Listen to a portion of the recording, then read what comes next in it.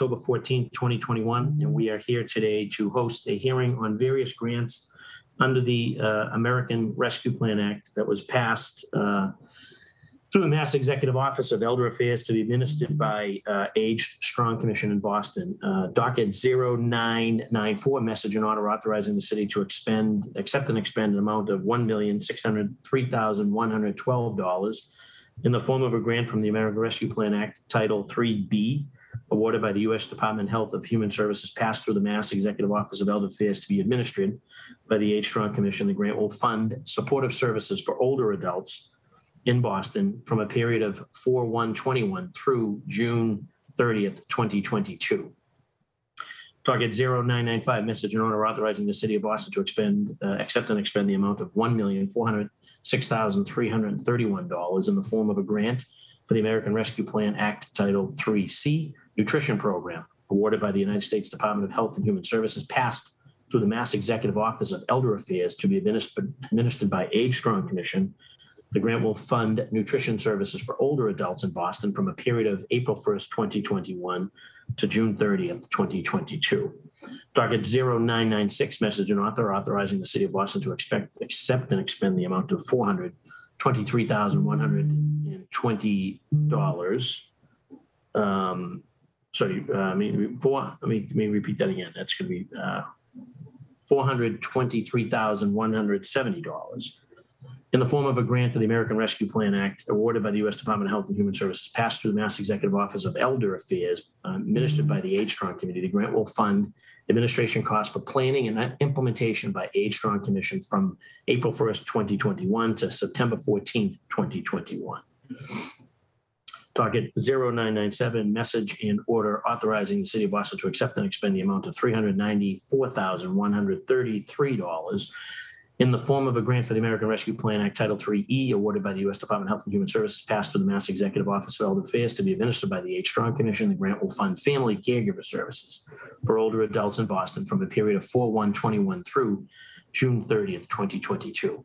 Docket 0999, message and order authorizing the city of Boston to accept and expend the amount of $157,522 in the form of a grant to the American Rescue Plan Act Title 3D, awarded by the United States Department of Health and Human Services, passed through the Mass Executive Office of Elder Affairs to be administered by the Aged Strong Commission. The grant will be a fund the long-term care ombudsman program for a period of April 1st, 2021 through June 30th, 2022.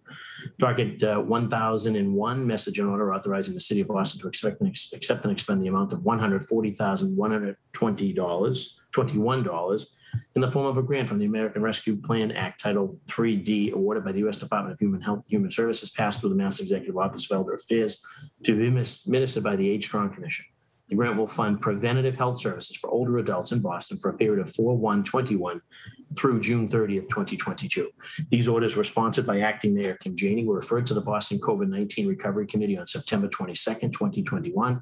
We are holding this hearing in accordance with the Chapter 20 of Acts of 2021, modifying certain requirements of the open meeting law and relieving public bodies of certain requirements, including the requirement that the public body conduct this meeting in a public space that is open and physically accessible to the public. The City Council will be conducting this hearing virtually.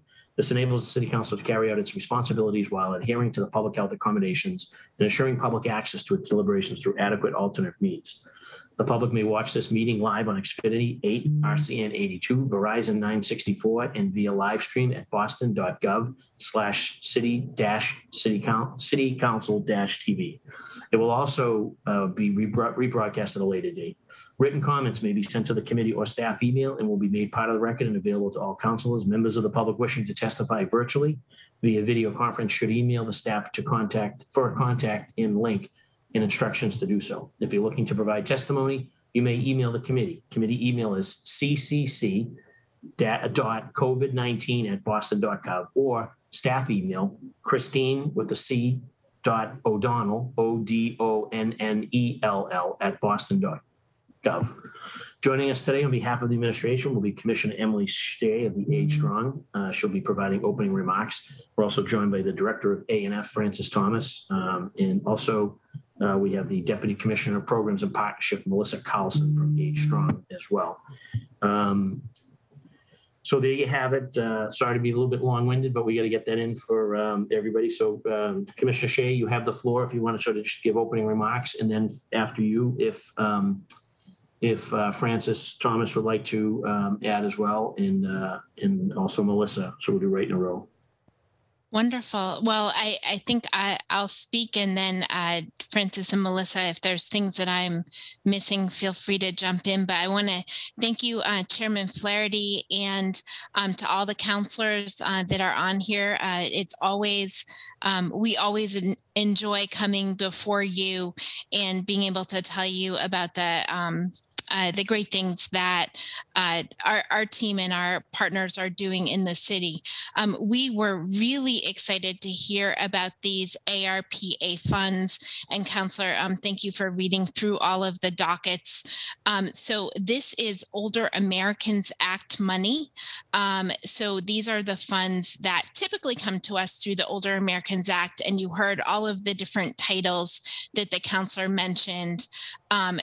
Typically, we get these funds every year that come to us. And this year we are getting extra funds because we are also getting an allotment of funds through ARPA. So that's what this is. And you heard the counselor mention all of the different areas that the funding comes in. So it's supportive services for older adults, it's nutrition programs, it is caregiver funds, it's some administrative funds for us, it's health promotion and prevention funds, and the long-term care ombudsman.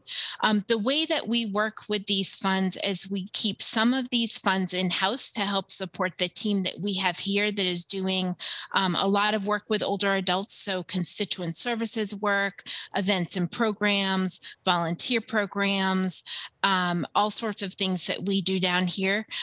But the majority of these funds we pass out to the community in what we call the Aging Services Network. So we have a network of 25 grantees, or actually, I'm sorry, 24 grantees who work with us through Older Americans Act funds.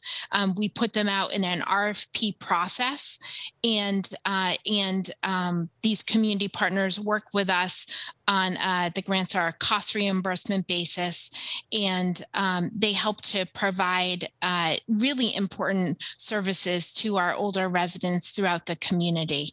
Our partners are kind of our lifeblood, right? Because they help us reach communities that we're not reaching, and they I guess just help to extend the network and make sure that older adults can enter the network through any point in time.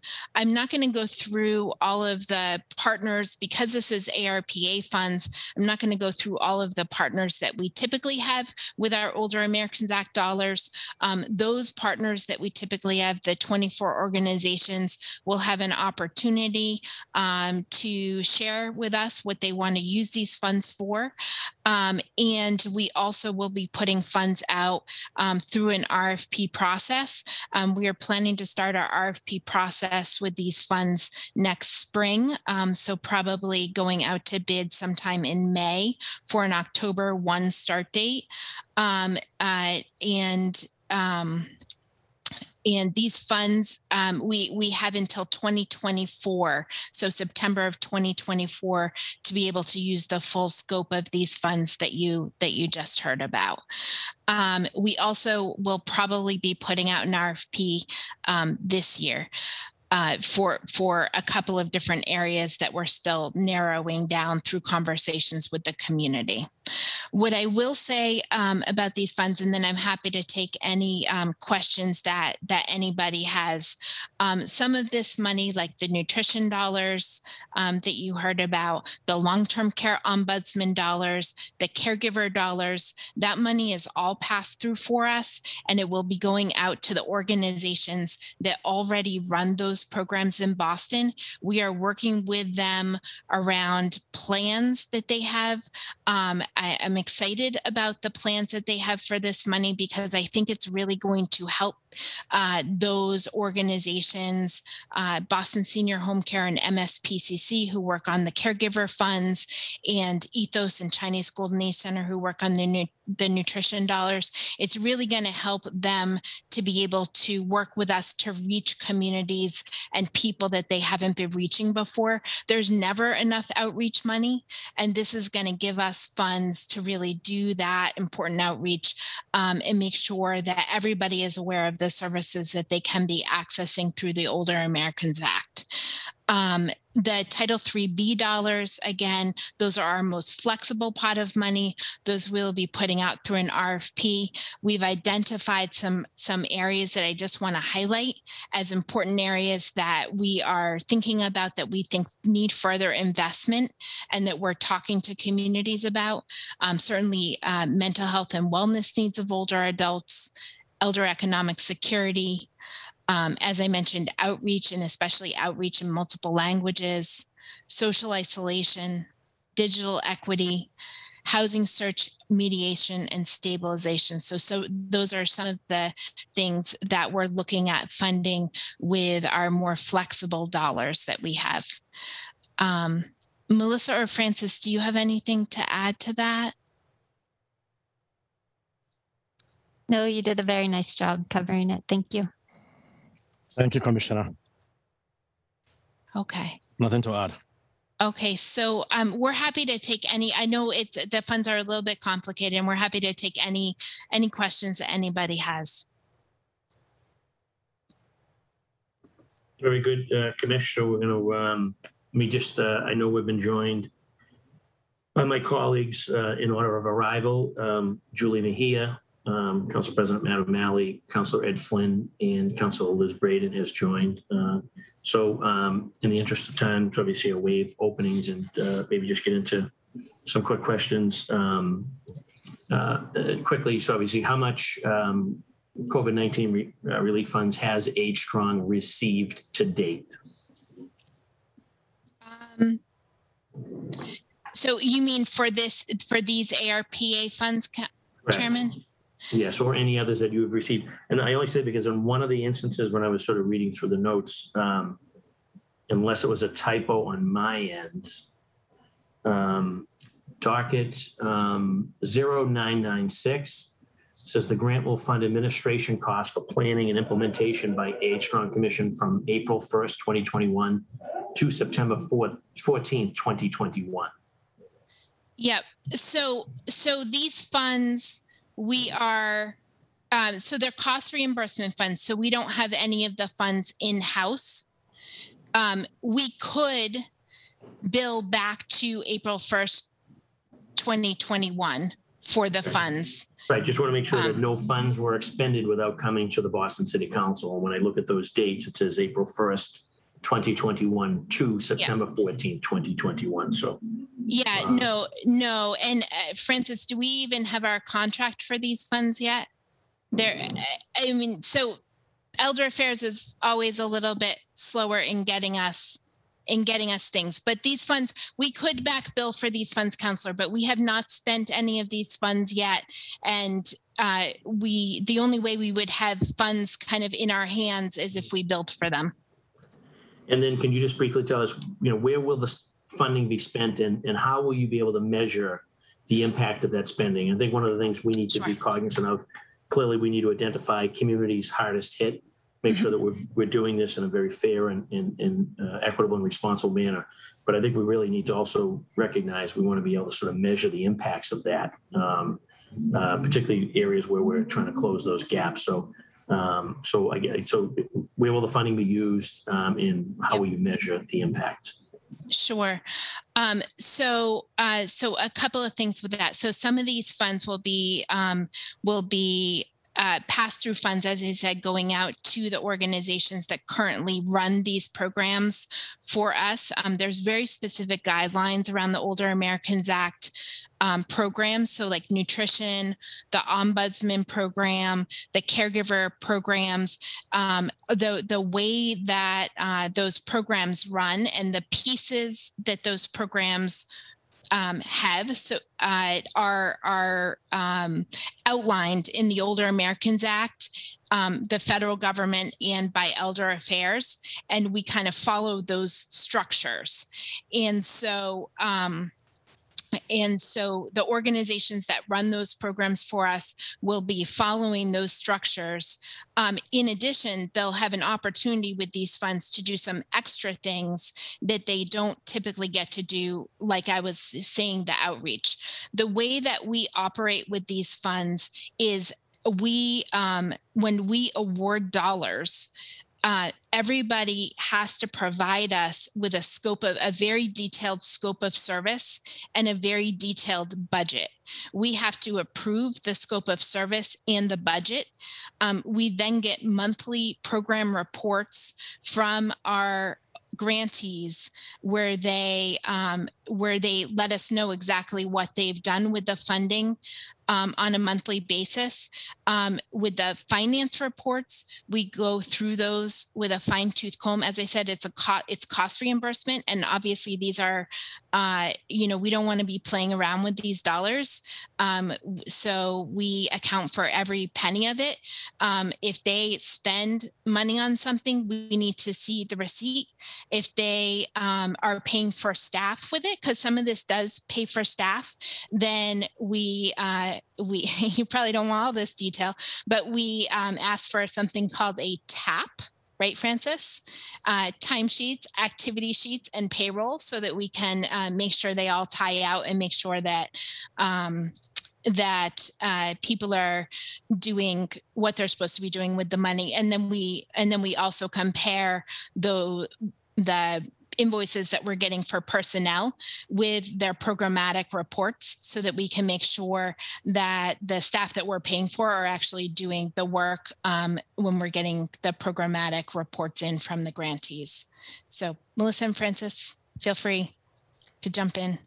The only other piece that I would add is when they're going through the proposal process, we're also double checking resumes and job descriptions to making sure that they're hiring quality individuals that can do the job as well. Nothing to add. Very good. Thank you very much. I'm going to turn it over to my colleagues, City Council Julia Mejia. Julia, can you hear us? Yes, I can. Thank you. Perfect. Thank you. Thank you so very much. I'm excited to be here and really do appreciate all the hard work that Age Strong does on behalf of our most vulnerable populations, which is our elders. And during COVID, our office worked closely alongside you all and other organizations and businesses to help address a lot of the food insecurity issues. So really excited to see that work continue and to be funded. I just have a few questions. On docket 0995, we'll cover nutritional services for elders throughout the city. How are we working to make sure that food services with our elders are culturally competent in foods that they actually will eat? We created a whole program designed specifically to address that. And a lot of our elders would get Meals on Wheels just Monday through Friday. So we covered the weekend. And I'm just curious if you could just talk a little bit about that gap on the weekends and also the cultural competency around it. And then the other question is, how are we partnering with local small businesses to help provide those nutritional services? I think that the city, we talk a lot about contracting, and we talk about how we can close that the racial wealth gap. And I think that if there's ways for us to partner with small restaurants to help provide some of these nutritional services, we can get there. And then docket 0997 will provide funding for family caregivers. And I'm just curious, how are we partnering with local nonprofits who work in the home health care when it comes to best practices? And then for docket 1001, what kinds of health services will we be providing specifically to the LGBTQ plus seniors under the care of Age Strong? And lastly, how are we incorporating mental health services and trauma-informed practices into the continuum of care provided to the seniors through this grant money. Wow. Okay. So I will take those one at a time. And if I miss something, please feel free to kind of help me stay focused here. So the nutrition funding counselor, I think you raise a really good point. So the program that we're funding is a multi-part program. So it's not just the meals. So the providers that we have, Ethos and Chinese Golden Age Center, they do kind of a whole scope of services for those nutrition funds. So it's Meals on Wheel, it's the meals and the delivery, it's the nutrition assessments, nutrition counseling, and nutrition education. And did I miss something, Melissa? Okay. And so the meals, I think, is the piece that you mentioned. And it's actually a piece that Melissa and I just had a conversation with Ethos about as well. So Ethos goes out to bid for meal providers. And we just had a conversation with them, what we would like to do, because the standards for these nutrition meals can be hard for some kitchens and some restaurants to meet. There's a lot of requirements that are not our requirements at the City of Boston. They are the requirements from the federal government and the state for this kind of Meals on Wheels program. And so Ethos is going to be going out to bid, I think, in the spring for new meal providers. And what we talked to them about is bringing together like a webinar ahead of time before they go out to bid, where we can get local restaurants who are interested in learning more about the program, learning more about like what are the kitchen requirements for these programs, what are the food requirements for these programs, because you have to have like you can only use like a certain amount of salt, and like there's all these requirements around what goes into the food, and also around the kitchen that the food needs to be cooked in. And so we want to get people together so that they can ask questions before Ethos goes out to bid for those meals. So I think that's a good first step for that. And we'd also be happy to hear kind of any thoughts you have around there, or any restaurant owners that you think would want to kind of join that meeting when we put it together. Do you want me to move? Shall I move forward? Yes, because I only have 7 minutes. So. Okay. So best practices around home health. So I think that was related to the caregiver program. So the caregiver program the Family Caregiver program is a very specific Older Americans Act program that actually does not include home health. So it's about, it's kind of helping family caregivers navigate its assessments, it's counseling for family caregiver providers, it's support groups for family caregiver providers, both people caring for folks over 60 and also grandparents over 60 raising grandchildren. So it has a lot of different pieces, but it's not actually connected to home health. There are other programs that are connected to home health that our ASAP partners are running, and we'd be happy to talk to you about kind of home health separate from this hearing. But that's not actually a piece of what this Family Caregiver program pays for.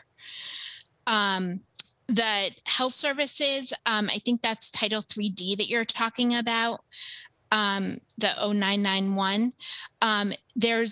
So we are given by the federal government a specific list of evidence-based healthy aging programs that we're allowed to pay for with these funds. So some of them are exercise programs, some of them are programs that tackle mental health and wellness, but it's a very specific list of evidence-based healthy aging programs. Some of the ones that we pay for are things like chronic disease self-management, the Matter of Balance program, which focuses on balance and fall. There's an evidence-based Tai Chi. There's a program called Healthy Ideas, which is which is a mental health intervention. So those are the programs that we're able to fund with these dollars. And then the last one, you're talking about mental health and wellness. we are very interested in spending additional Title IIIB dollars, our most flexible pot of money, on mental health and wellness for older adults. And we're currently in the process of having conversations with people that can help to guide an RFP for us moving forward. And so if there are folks that you think we should be talking to, please let us know who that is. Thank you. Good job.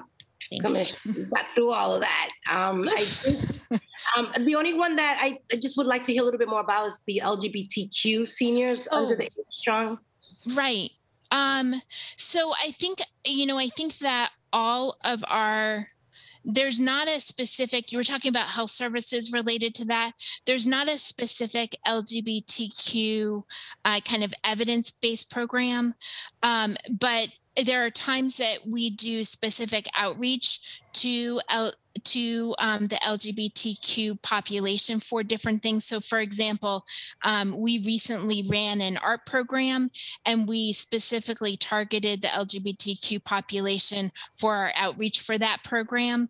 And I think for the Healthy Aging Funds, we can, I'll say, the provider that currently has the most funding through our for the Healthy Aging Funds for the health promotion and prevention programs is Ethos. Ethos has kind of a mission of working with the LGBTQ population, and is well known as being a provider that people feel comfortable going to. So they are running these evidence-based programs throughout the community, and they're recruiting people to be in them. And I haven't seen their recruitment goals, but I can imagine that they're certainly targeting the LGBTQ population. But I can make sure that that's the case. Okay. Thank you so much, Emily. I don't have any further questions, Councilor Flaherty. Thank you. Thank you. And Commissioner, I can add that some of the money that we give to Boston Senior Home Care goes to the LGBT project. Thank you very much, Francis. Chair recognizes City Council President Matt O'Malley. Thank you very much, Mr. Chairman. I don't have any questions. I'm well familiar with many of these grants. We seem to be getting them, we've received them a number of times back when I chaired the formerly known Committee on Healthy Women, Families, and Communities, which of course Councilor Braid now chairs. And it's important, though, to note that they are coming in through this new avenue, through this new pipeline, through your leadership, Mr. Chairman. So in lieu of a question, I just wanted to take this opportunity again. I'll have fewer and fewer of these opportunities in a couple of months, but just to really publicly thank Commissioner Shea, Francis, Melissa, your entire team.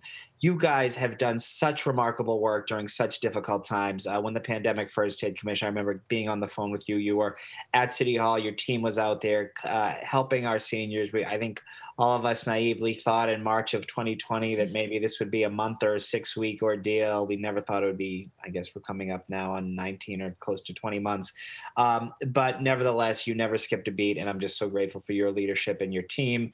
And I'm just incredibly lucky to live in this great city and proud of the great work you and your team have done. So that's all I want to say, Mr. Chairman. Well done, Commissioner. Thank you, Mr. President. And I'd like to recognize our colleague, City Councilor Ed Flynn. Ed, you have the floor. Thank you, Councilor Flaherty. I think Councilor O'Malley said it best. We're just so proud of the Age Strong team. I also want to thank them for doing tremendous work, especially during this difficult period over the last 2 years. So thank you, Emily, to Melissa, to Francis, and we just want to let the entire Age Strong team know that the residents of Boston appreciate their work they do every day in the city. It doesn't go unnoticed. You play a critical role, and residents of Boston benefit because of your compassionate leadership. So, Councilor Flaherty, I don't have any questions. I just wanted to echo what our colleague, Councilor O'Malley, had to say. Thank you, Councilor Flaherty. Thank you, Councilor Flynn. Chair recognizes Councilor Liz Braden. Thank you, Mr. Chair, and thank you, Emily, for such a a thorough explanation of all the funding. I really appreciate all the great work, and it was lovely to see you in the Veronica Smith Senior Centre yesterday. So I want to zone in on the elder economic. I know this is sort of your outreach activity, your elder economic security issues. One thing that I'm increasingly concerned about is predatory lending and reverse mortgages and unsolicited offers for homes and land that our elders are receiving. You know, sometimes it seems like a lot of money, and it seems like a deal they can't miss. And very often they find themselves in really severe situations, often under possibly losing their homes, or they end up selling a piece of land or something for well under market value, and it's it's an abusive, predatory situation. I don't know if you folks are thinking about these issues. I'm sure you are, and I'm sure I'm not the first person to talk to you about it. So that was one question, and then the other issue was with regard to this situation with regard to hiring healthcare and home care workers. I realize we're sort of in this sort of labor shortage situation. So many of our these workers have been essential frontline workers, and they're frankly exhausted at this point of the pandemic. So I don't know if there's any strategies to help with hiring and retaining those workers for our elders. Those are my two questions. And also I want to echo the thanks of my colleagues. Thanks and appreciation for the great work through the COVID crisis that we've all weathered the storm. And I know personally, Elder Services and the Age Strong has done an incredible job. Thank you. Thank you, Councillor, and thank you, Council President O'Malley and Councillor Flynn and Councillor Bearden and everybody. Just we appreciate all of those things, and we will pass them along to our team. I think you've raised two really important issues, Councillor, and I think we can think about, when we think about housing and we think about our Title IIIB funds, we should also think about what kind of outreach we can do around those three things: predatory lending, reverse mortgages, and unsolicited land offers. Older adults are getting kind of barraged by a lot of that. And I'm also wondering, as you were talking, I'm wondering if we could be kind of putting something about it in Seniority Magazine as well, just to raise up the issues and what people should do if they feel like something may be a scam. We just started something, I call it we just started like a scam corner, highlighting a scam every time we do Seniority Magazine. So that might be something we could focus on with that. But we should also think about it, Melissa, as we think about how we put out these funds. With the health and home care workers, there is a huge labor shortage. I actually just heard today that they're having a lot of trouble filling cases in Brighton, which is maybe why you're talking about it. It is a problem, and the wages for these workers are just far too low. I do think there's always some temporary wage add-ons. And I know that there's going to be some temporary wage add-ons happening from the state level. I think there's going to be, I just saw some new rates. I'm not sure if they've been formally issued yet, but I just saw some new rates that are going to help to provide better wages for some of those workers. But I think it's a continued advocacy issue. It's not really something that sits here at the city, right? It's an advocacy issue on both the state and the federal level. But these are it's a really important workforce. It's primarily women. It's primarily people of color. It's primarily people who are lower income. And they're doing very important work that is not valued the way it needs to be. And so I think maybe there'll be an opportunity in the future where we can take a more formalized advocacy stand on that. I know there's a couple of bills in Congress, and there's a lot of work being done to try to figure out, how we help to support better wages for people. But that's part of what's needed. Thank you. And I think I look forward to continuing this conversation and digging into the weeds on this maybe in the near future. Thank you so much. Mr. Chair, that's all I have for now. Thank you, Councillor. If the Commissioner and or the administration team have any additional thoughts, not seeing any additional colleagues here. Whether it's Christine or Kerry, are there any members of the public that wish to be heard on this matter? Hi, Councillor, it's Christine. No one from the public requested to give testimony. Very good. And there's no additional testimony that needs to be read into the record from any of my colleagues, correct? That's correct. Very good. Well, that will conclude today's hearing with respect, I'm going to read all the dockets with respect to docket 0994, docket 0995, docket 0996, docket 0997, docket 0999, and docket 1001. And I believe that's it. So with respect to the Committee on COVID Relief, this hearing is adjourned, and Commissioner will try to get a committee report turned around quickly and get a council vote so we can make sure that these funds get dispersed as quickly as possible to help as many people as we can. Wonderful. Thank you so much. Great to see you, Commissioner. Thank you, Councillor. Thank you all. Thank you. Yeah. Bye.